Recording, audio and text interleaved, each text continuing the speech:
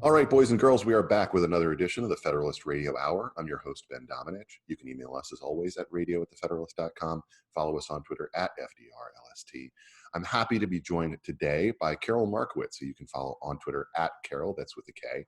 She is a columnist at the New York Post. You have probably been familiar with her writings on a number of topics over the past several years. Karol, thanks so much for taking the time to join us today. Thank you so much for having me. I wanted to talk to you about this piece that you wrote the other day about your Americaversary.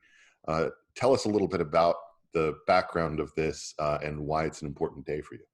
So I was born in the Soviet Union, and I came here as a small child, and my family celebrates the day that we arrived every year. It's a big, big deal in my household.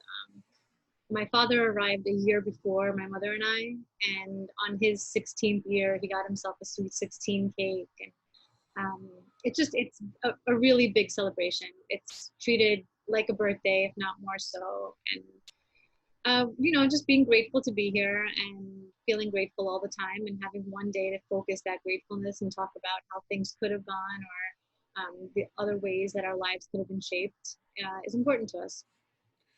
You write in your piece that things were not particularly great at the time that you arrived in America. What are your recollections of that time?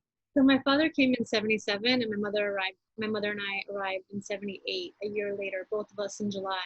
My father arrived to a New York City that a few days later would have a blackout. And Summer of Sam, there was a serial killer on the loose. Crime was at a real high point. And then a year later, my mother and I arrived, and it was shortly thereafter that Carter gave his famous malaise speech. But it was so, what they tell me about it, and again, I was 1.5 when we got here, but that they never wondered if they made a mistake, but they absolutely were like, where did we come to?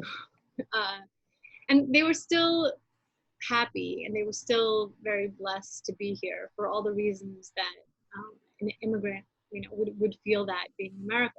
But it was a nerve-wracking time, and they didn't know for sure that things would get better. And Carter seemed, adrift, and New York City seemed adrift, and it was all very questionable whether the right thing had been done.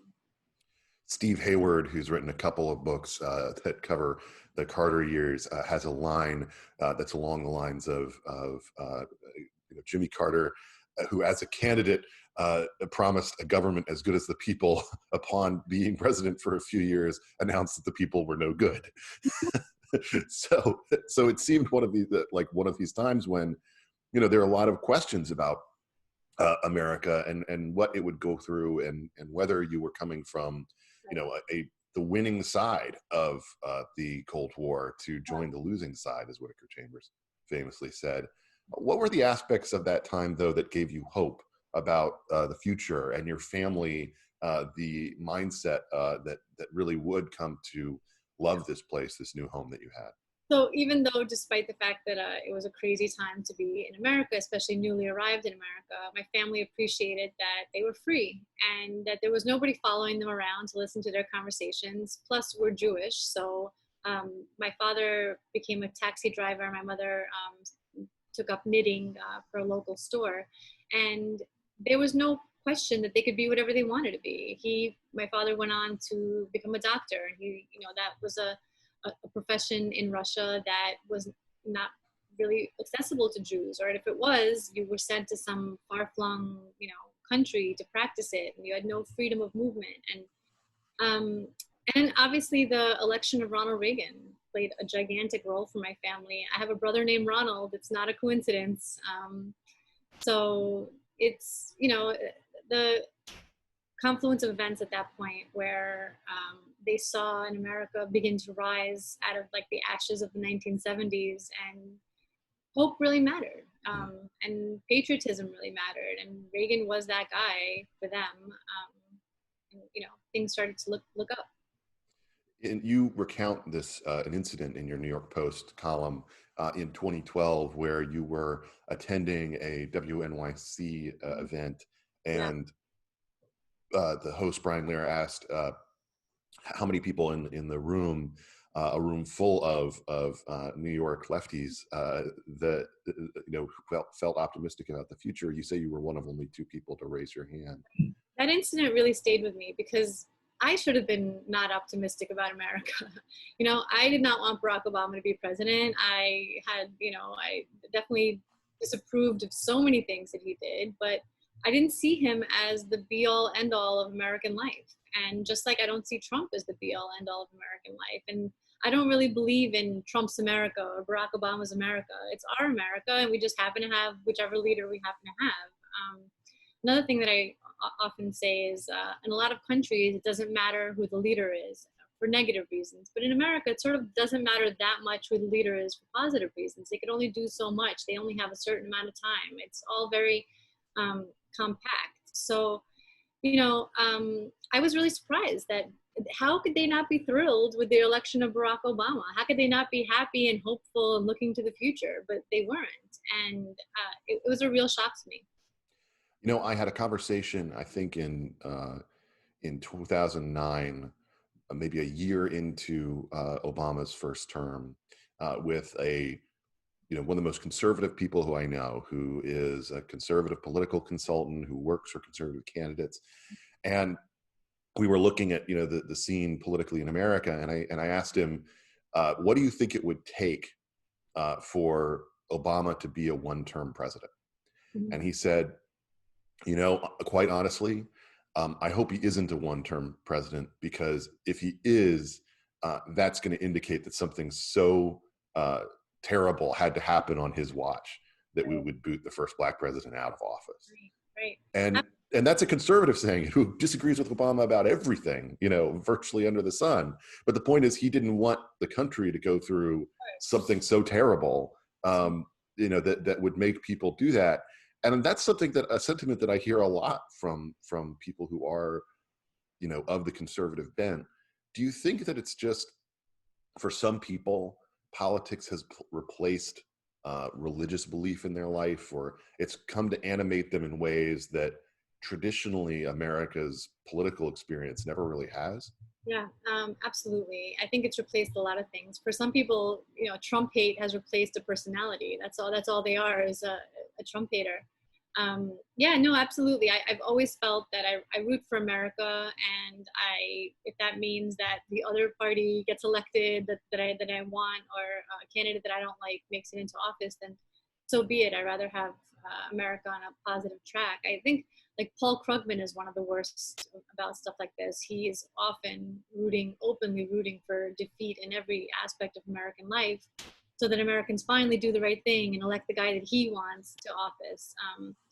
I find all of that really noxious, and I don't, it really shows a lack of, patriotism, right? It's a lack of wanting your country to succeed just so that you can win, and that's kind of weak. There's a poll out today from the Wall Street Journal and NBC News. I don't know if you've had a chance to look at it yet, that found that a majority of voters, 56%, believe that American society is racist.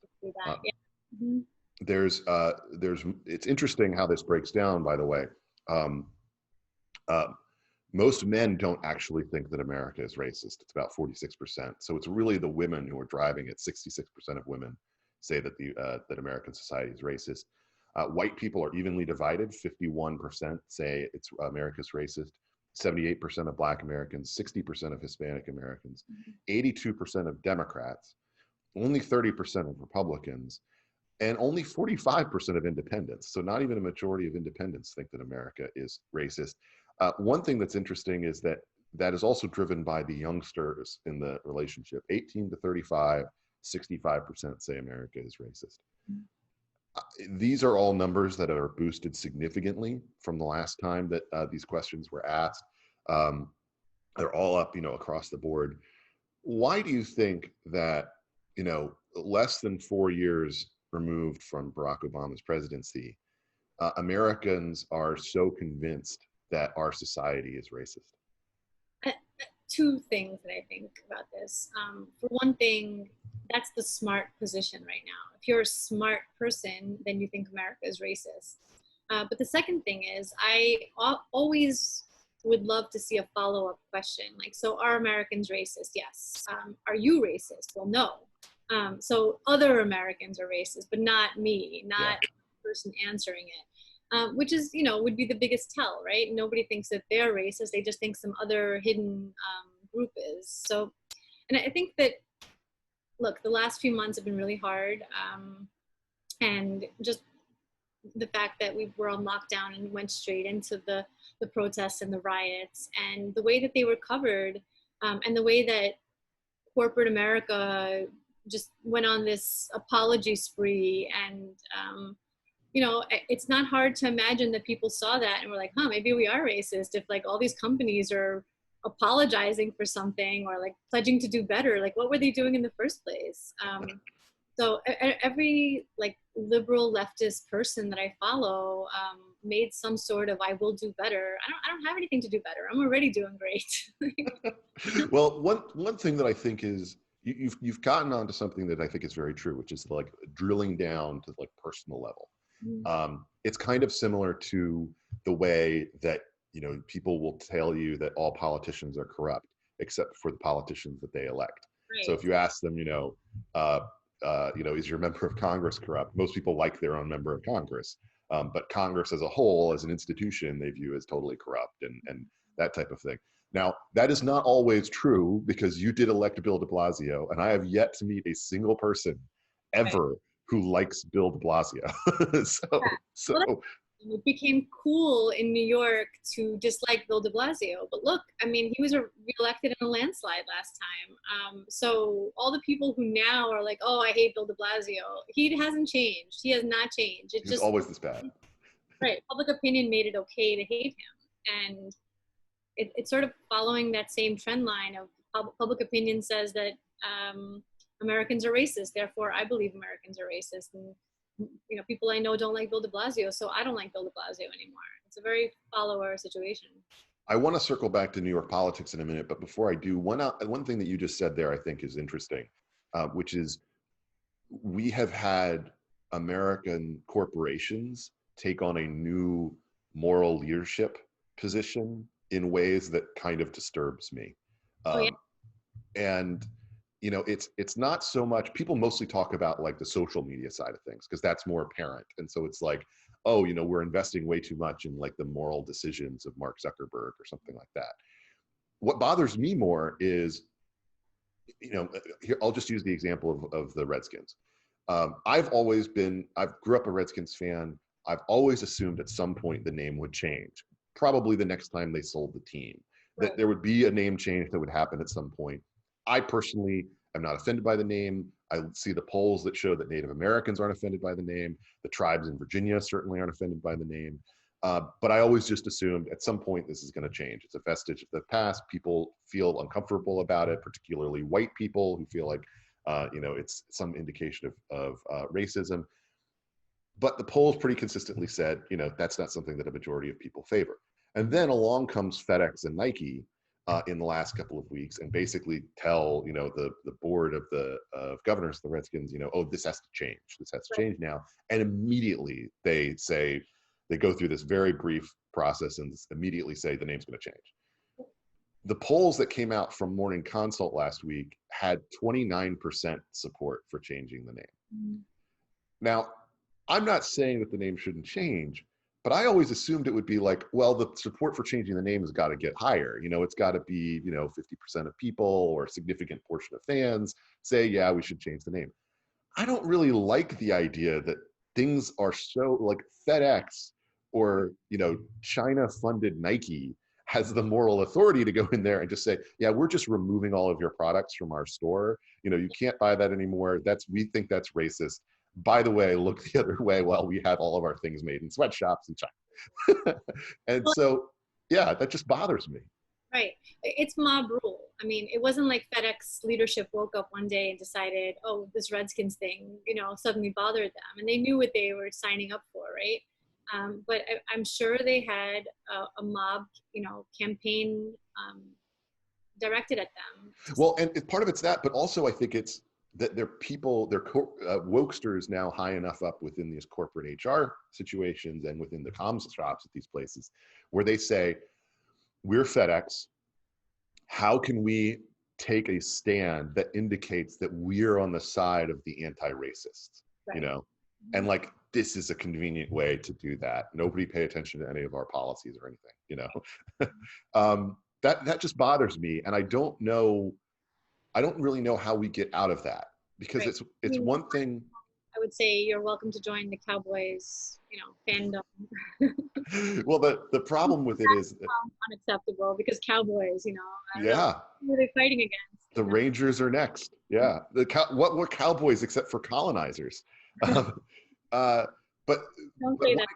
one example of that for me is, in New York, it's just ubiquitous that you're going to support LGBTQ processes or causes, or and I don't care if Bud Light's giving money to Pride Month, or whatever they're doing. It doesn't really indicate anything to me. It's just an act of kind of corporate community outreach and things like that. But it's different when it starts to creep into decisions about the way that we live our lives, Right. and outside of buying somebody's products or not. What can we do to maybe adjust that, or have other community organizations take on maybe some of the moral authority that they used to have, that has been taken away from the church, taken away from community and neighborhood, and now is owned basically by these corporate behemoths? So it's tough, because I think a lot of it is tied up with, the cancel culture thing, where if you don't like what somebody says, you go directly to their employer, and their employer fires them, and that's, where we are. So what I've been saying is, I think people need to stand up in these organizations, which is hard, right? So if you work at, FedEx or, Nike, you have to kind of be the one to say, like, no, I'm going to stand firm here. And that's very tough to do.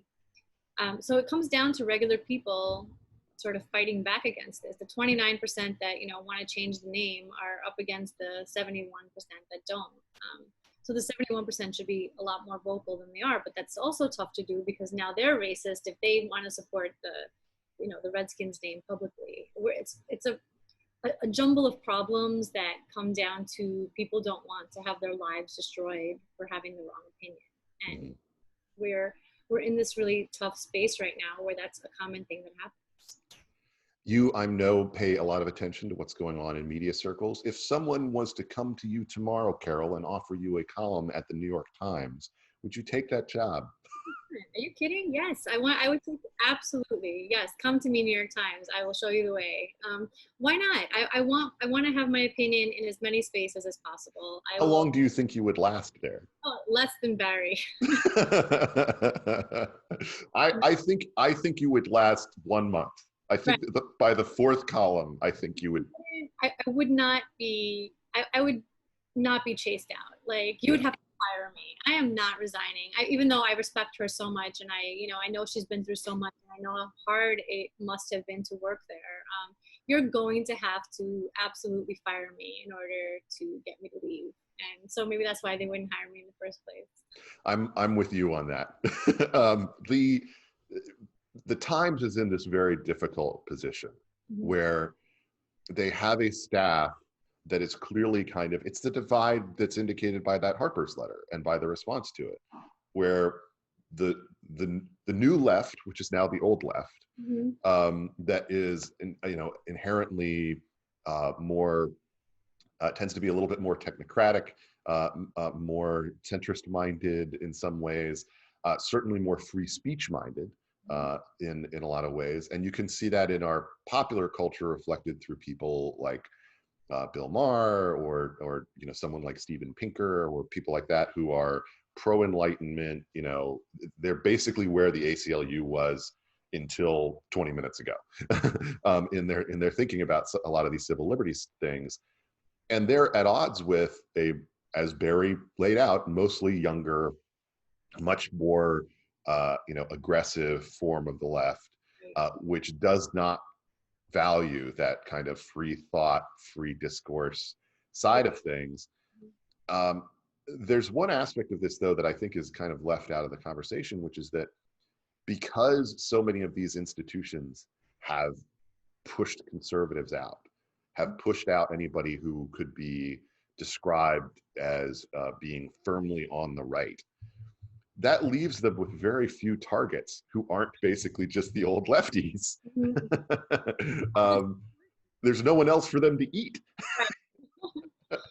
And when the point is conformity, which it is for this young left, it's, you know, it gets tougher when you're only taking shots at other people on the left. Yeah, absolutely. There's some, you know, level of irony that the liberals of the New York Times invited this, you know, leftist contingency in and celebrated it, and now they're going to be taken, you know, eaten alive by it. So yeah, it's hard to feel sorry for them because I feel like a lot of people saw this coming and it should not be a surprise. But here they are, and I don't know how they proceed from here. Yeah, it's going to be tough, and I think that the frame in terms of conversation is just going to shrink and shrink and shrink in terms of our ability to have the type of debates that once dominated the opinion space and discourse. Tell me a little bit about the politics of what's going on in New York right now. The tension between Andrew Cuomo and Bill de Blasio was all fun and games until it actually mattered. The situation, at least from the depiction of what's going on there on the news, which I pay a lot of attention to, seems very disturbing in lots of ways.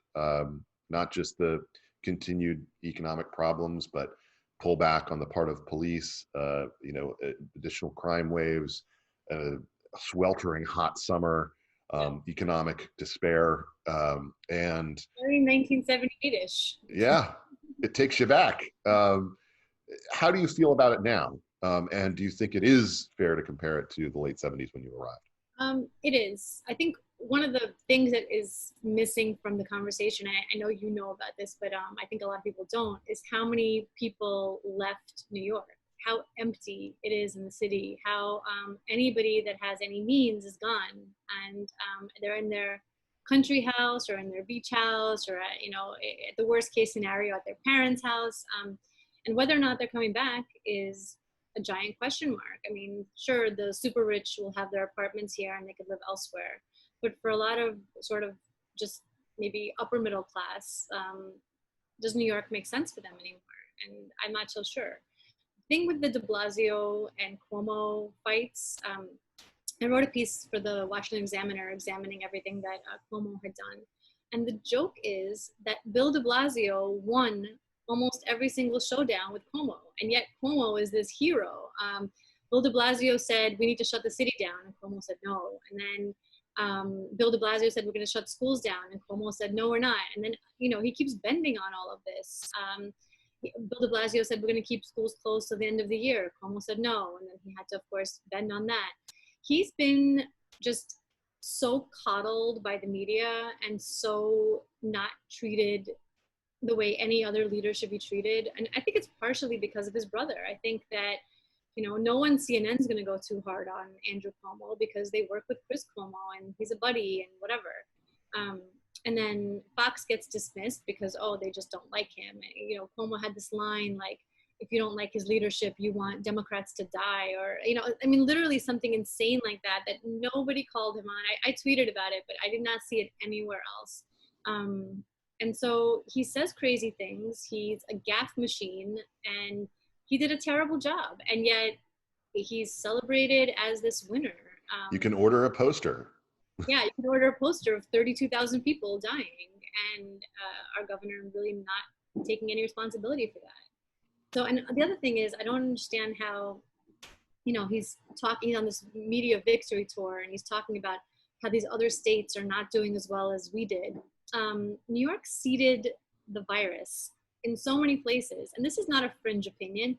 This was front page of the New York Times. There was a map of all the cases all over the country that came from New York. He's not held responsible for any of it, and it's a really bad situation. And I think part of the problem that New York City and New York State is facing is because our leadership is so bad and not held accountable in any way because they have the right party stamp after their name. And it's, you know, it's a real problem. I hate it so much. It makes me so frustrated because I think that you can be good or bad at your job if you're a Republican or a Democrat. It has nothing to do with your party label, whether you're good or bad at your job. This was a clear failure of leadership. It would be a failure of leadership under any regime. If this was happening under, the Giuliani Pataki regime, we should be just as critical. It's just that it's one of these situations where, because they have the right letter after their name and because they have the right relationship with the media, they get completely coddled. And it's not accurate in terms of the depiction of how we should view this. We should view this as what it is, which is a policy-making disaster. But instead, they're like, oh, this is, Cuomo's so good at this, he should, if Biden has to step out, he should step in. Do you remember that whole boomlet? I mean, it was ridiculous. But anyway, the frustrations that I have with the city are numerous.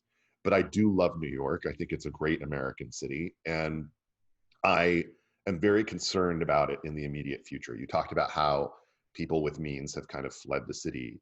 And I think that a lot of people, I mean, there's different calculations on this, and it's one of those data things where we kind of have lagging information. But it does seem clear that, the city could shrink by 500,000 people easily in terms of the number of folks who are going to move out, because so many of the aspects of, what make New York great are no longer available to them. The restaurants they love, the shopping, et cetera, the community.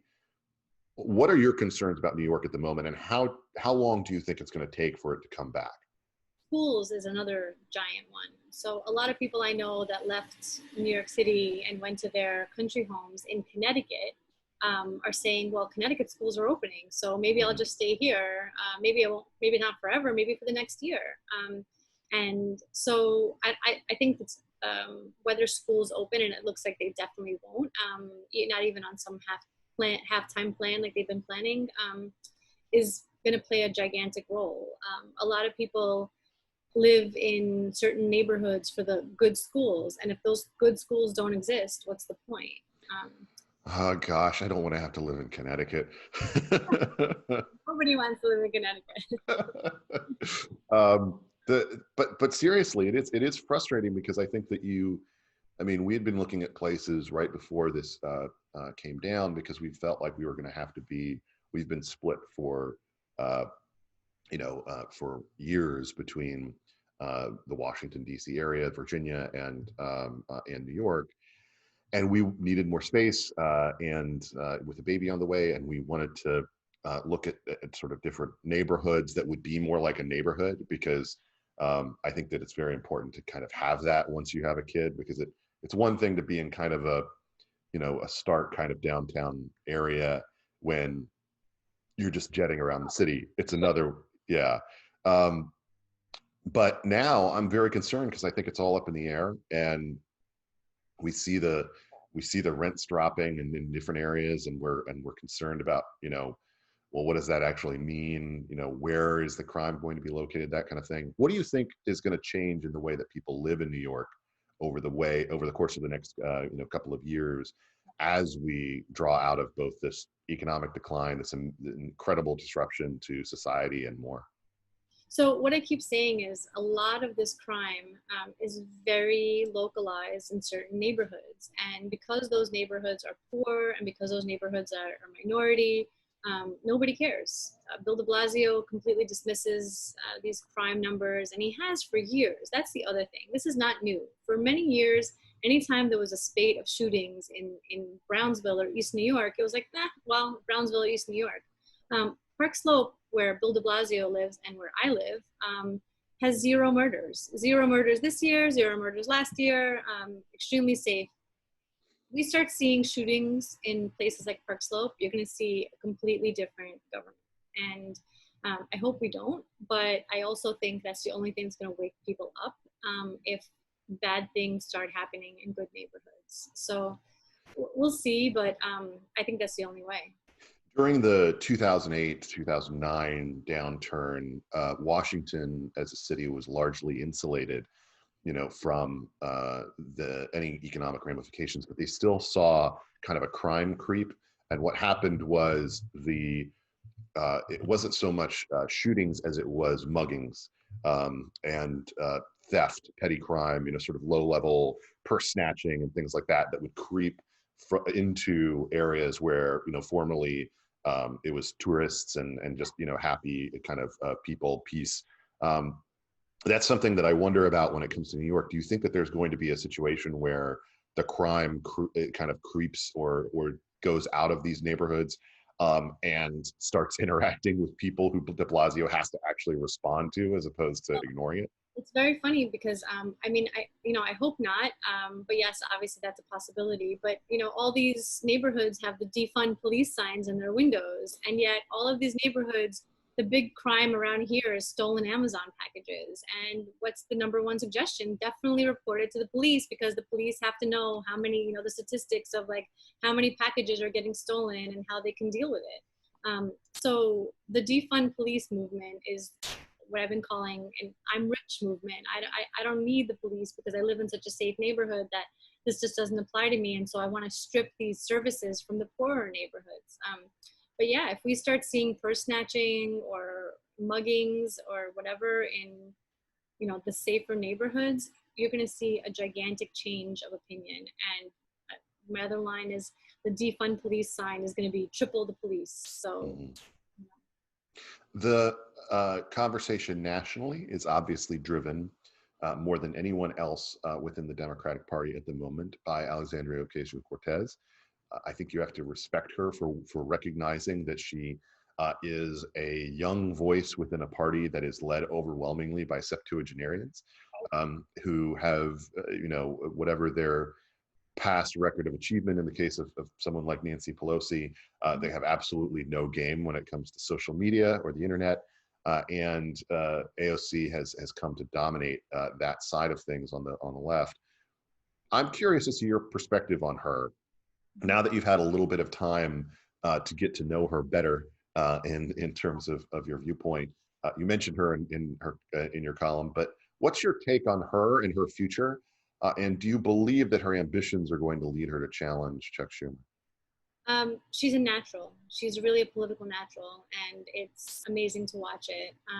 And she should be taken very seriously by the right. She should not be dismissed as silly or not that smart. And the right makes a big mistake when they do dismiss her like that. All of her opinions have to be challenged. You cannot let any of it slide. Anything she says has to be absolutely challenged, and it has to be fought back. And if the right chooses not to do that because they don't consider her a formidable foe, they'll suffer for it. I don't know about challenging Schumer, but he's like 100. I mean, eventually he has to leave. So, I could absolutely see her running for that office, and it would be a real problem. I don't know that she'd win, because despite the fact that she's a star, she's still quite fringe. And New York is not as fringe a liberal state as the defund police signs in Park Slope would lead you to believe. It's still a liberal to moderate state that elected Republicans in the not too far off future. I mean, too long ago future. Yeah. The conversation in media circles is driven by New York overwhelmingly, and in ways that I think have warped the conversation nationally about certain things for years. Donald Trump may technically call Mar-a-Lago home, but he is a New Yorker.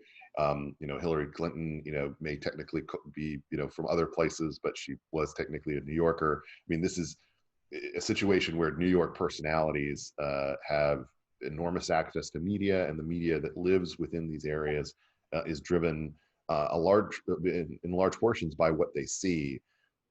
I'm very concerned that this was an example of what happens when that goes sideways, because what we ended up doing, it looks like in retrospect, is the national media was so driven by New York-based concerns, where you saw yourself in the midst of one of the worst pandemic experiences in the entire world. And that led to a lot of states shutting down, locking down at points when the statistics showed that they really didn't need to. And perhaps that was something that backfired, because in a future moment, they might, maybe they should have locked down a month, further along, as opposed to try to engage in this kind of system of rolling lockdowns. Do you share that view? And what can we do to make sure that that doesn't happen in the future? Well, Dave Marcus had that piece in the Federalist, right, where he said that the country shouldn't be like New York. And he was absolutely right. And then I think it was maybe even the Times, like a month later, basically had the same piece. Yep. So, which of course he enjoyed. Look, New York reporters, I mean, the New York media establishment is lazy, right? It's what's outside your window is what matters. So all the pictures of Florida beaches filled in March and April and whatever, they were not relevant to what was actually going on in Florida. And it turns out that they had, little to no effect on what was happening in Florida and their numbers. And so when these pictures got shared by the New York media establishment, they were like, look, we're doing everything right because we are New York and we do everything right. And our governor's a Democrat and he does everything right. And look at this Republican governor doing everything wrong. But in retrospect, obviously, we would switch places with Florida in a heartbeat. Their numbers are nowhere near our numbers. So yeah, it's the laziness factor and just the I'm the most important, person in the room, person in the country factor from the media, that they are unable to look outside themselves. And, we thought 2016 would be the election where the national media learned there's a big country out there and maybe they'll go cover it. That was very brief learning experience.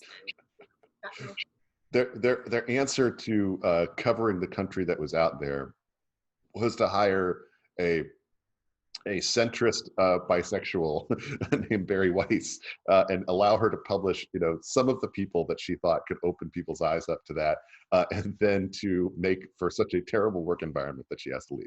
Yeah. That was the big consequence to that. Yeah. Great lesson. What's going to happen with New York schools?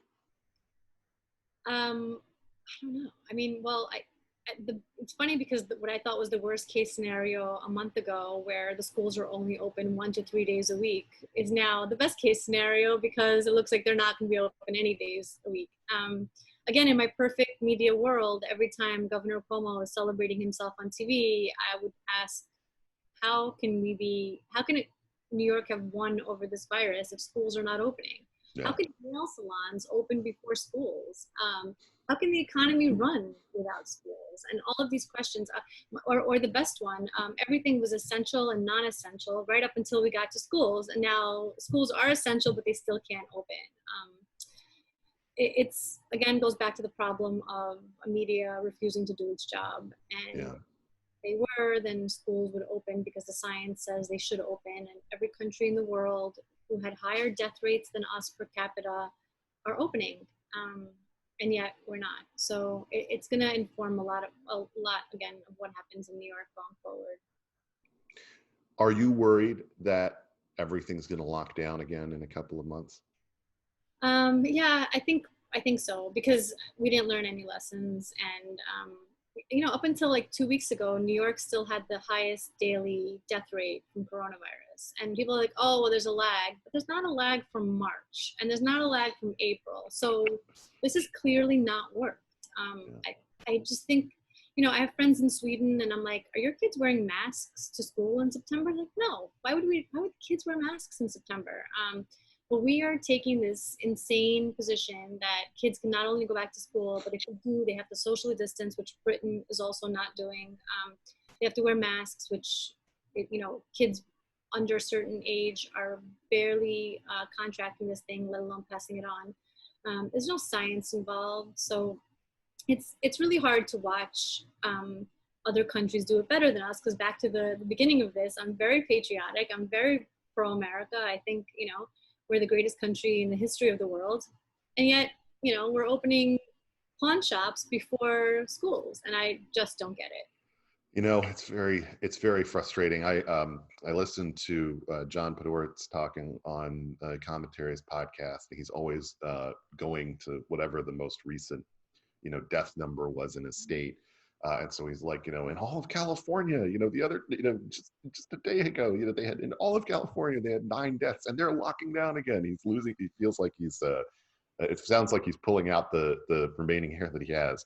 And I can understand why that would be so frustrating for people who are facing this kind of school conversation in ways that seem really divorced from the scientific conversation. The science, to Kayleigh McEnany's sort of talk the other day that got taken out of context, the science really is all on one side here, it seems. Do you think that that's something where there can be actual movement, or are the teachers' unions so powerful and their people there so emphatic that they're going to be able to basically force kids into a school year that is going to really, mess with them, not just in terms of their educational future, but the ability of their parents to work, so many other aspects of the economy to function, and frankly, knowing what we know about child development, could have some really outside consequences for them. Right. So it's two parts. One, absolutely the power of the teachers' unions and the fact that they have successfully scared parents into believing that everybody's lives will be in danger if the kids go back to school. Parents don't want to be responsible for teacher deaths. It's, and obviously scared for their own kids as well. But again, back to the other point, it's the wealthy in this city, or the people who can, are going to opt into alternative school projects for their kids, and they are not going to think about the 85% or more kids who can't do this. In Park Slope, very popular right now to see posts like, "Hi, I'm forming a pod with 3 of my other friends, and we want to hire a teacher to come in and teach our 4 children." And if you ask them, okay, and are you also wanting to keep the money that would be going to the schools for your kids? Like, no, of course not. Why would I want to do that? I would never take away my funding from the school. But they don't understand that by not pushing to take away that funding, all the kids who can't afford to have their parents buy them a private teacher for the year are going to suffer. So it's a very myopic mentality of, I will take care of my kid and I will not, care about the other kids in the city. It's amazing that I feel like the conservative point of view is absolutely more dedicated to helping poor children learn, and yet conservative politicians have not been able to harness that. Well, that goes back to our original conversation that politicians suck. So that, not mine. You can follow Karol Markowicz on Twitter at Karol, that's Karol. Karol, thank you so much for taking the time to join us today. Having me, thank you. I'm Ben Domenech. You've been listening to another edition of the Federalist Radio Hour. We'll be back soon with more. Until then, be lovers of freedom and anxious for the fray.